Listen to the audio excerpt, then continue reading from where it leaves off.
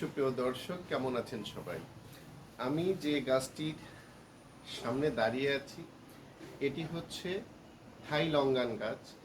দেখতে আমাদের দেশীয় আশফলের মতো হলেও অনেকে এটিকে কাটলিচু বলে থাকেন, কিন্তু এটি অত্যন্ত সুমিষ্ট এবং আঁশযুক্ত একটি ফল। এটি খেতে অনেক সুস্বাদু এবং অনেক মিষ্টি।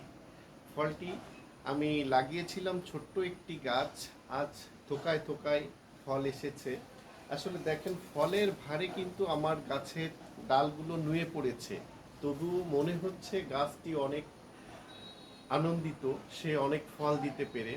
আসলে ফলের ভারে গাছ যতই নুয়ে পড়ুক, তাতে কিন্তু গাছের কোনো কষ্ট হয় না। ফলটি খেতে কিন্তু অনেক সুমিষ্ট এবং আঁশযুক্ত ফল। বিসমিল্লাহ। অনেক সুস্বাদু ফল। এটিকে বলা হয় লঙ্গান বা কাটলিচু বলে অনেকে। আপনারা আপনাদের বাড়ির আঙিনায় এরকম একটি গাছ লাগিয়ে ফল খেতে পারেন। অনেক সুস্বাদু কিন্তু।